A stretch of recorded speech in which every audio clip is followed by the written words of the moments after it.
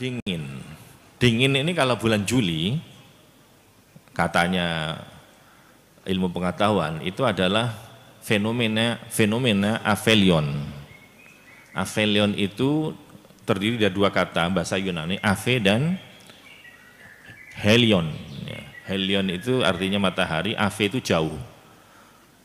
Maka bulan Juli sampai Agustus ini kondisi jarak matahari itu paling jauh dari bumi.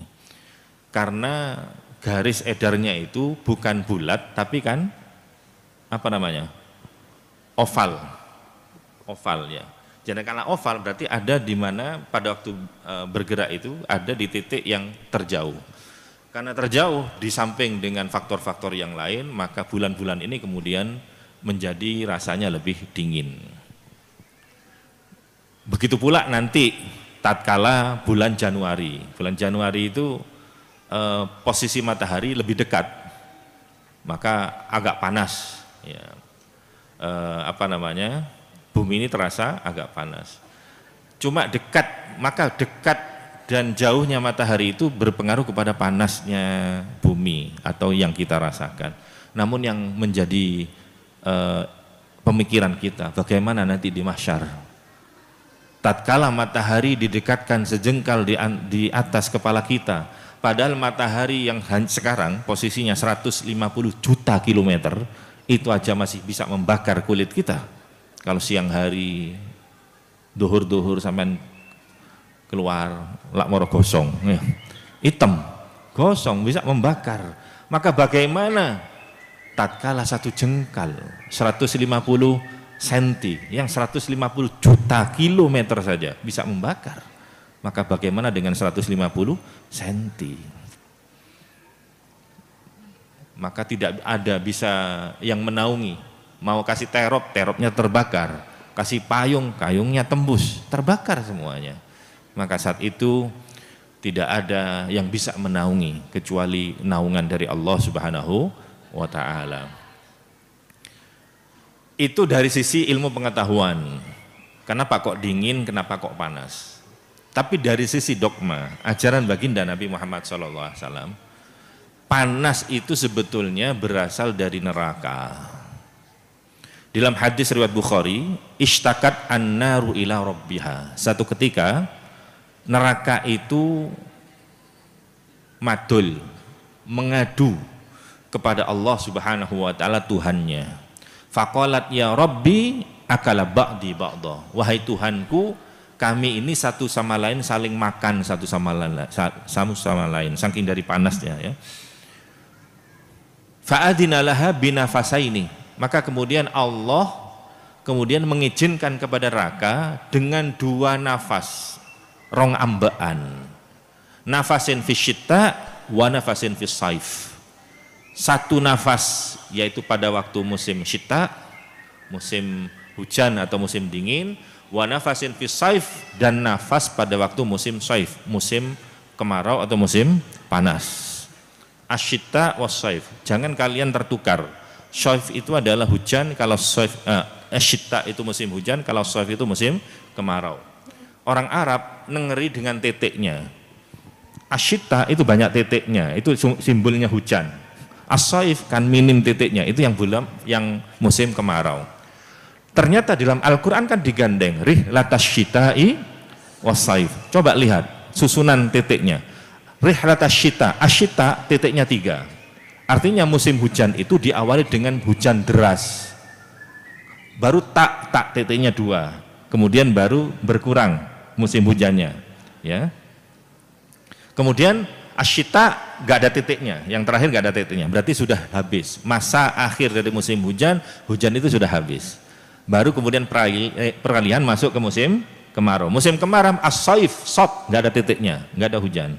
Kemudian as-saif, titiknya ada di bawah. Artinya apa? Nggak ada air di atas, nggak ada hujan. Maka sumber air saat itu hanya mengandalkan dari bumi, as-saif. Baru terakhir dari bulan musim kemarau, as-saif, baru ada titik 1, fa. Mulai ada hujan rintik-rintik. Rintik-rintik sedikit, baru balik lagi ke asyita, shin, baru deres lagi. Dan seterusnya, seperti itu.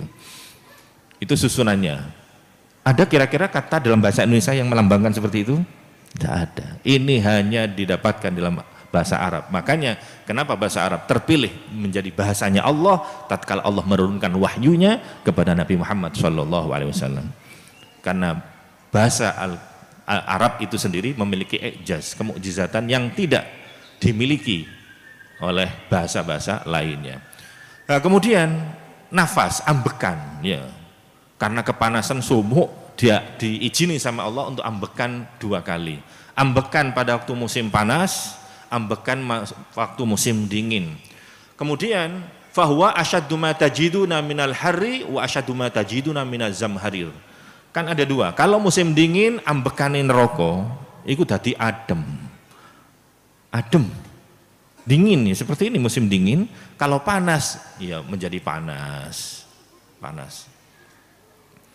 Jangankan itu, ada orang sakit panas. Ada orang sakit panas. Panas itu kadang-kadang ya itu panasin neraka gitu. Artinya apapun yang menimpa kita kaitkan dengan urusan akhirat. Sehingga kalau ingat neraka berarti kita tambah takut kepada Allah Subhanahu wa taala. Kalau dingin, bahkan dingin itu disebut dengan zamharir. Zamharir itu al-murad bil zamharir syiddatul bardi, itu dingin yang sangat. Kemudian wastuskila wujudu finnar, dan dianggap muskil bagaimana ada dingin di neraka. Wala iskala, padahal nggak perlu dimuskilkan ada dingin di neraka. Li'annal murad bin nar, ini katanya Ibnu Hajar al-Asqalani, li'annal murad bin nar, karena yang dimaksud dengan neraka mahalluha, itu tempat. Neraka itu nama tempat. Wa fiha tabqatun zamhaririyah, dan di tempat itu ada nanti level di mana level itu namanya level zamhaririyah yang sangat-sangat dingin. Orang tersiksa bukan hanya panas, kepanasan memang tersiksa, tapi dingin, terlalu dingin itu pun juga menyiksa.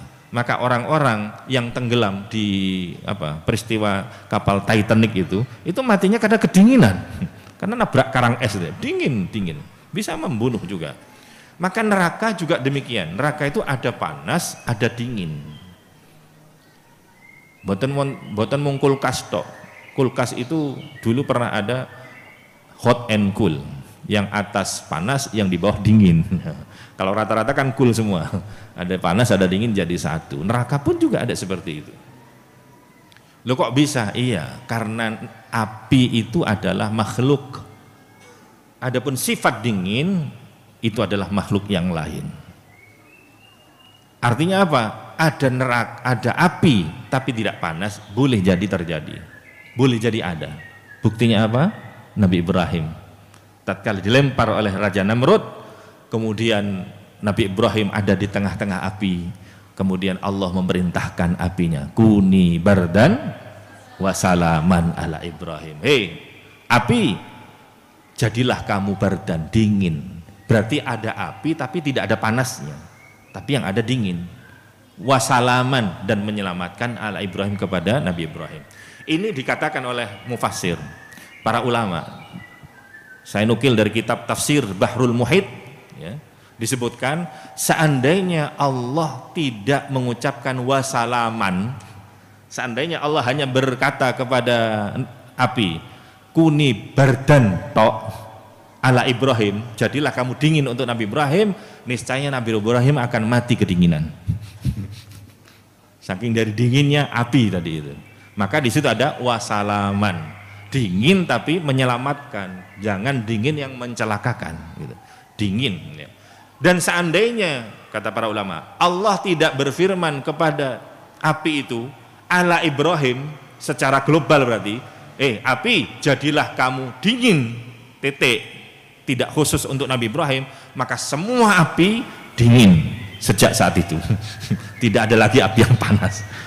Tapi karena di situ ada tambahnya, kuni bardan wasalaman ala Ibrahim gitu. Maka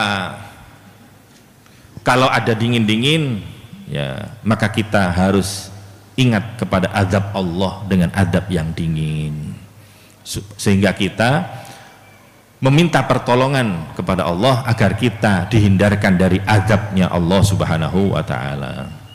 Ini ada doa, ya. Ini doanya. Hadis riwayat Baihaqi. Ini dibaca sama-sama. Ini doa tatkala kita berada di musim dingin. Bismillahirrahmanirrahim. La ilaha illallah ma asyadda bardahadal yaum. Allahumma ajirni min zamhariri jahannam.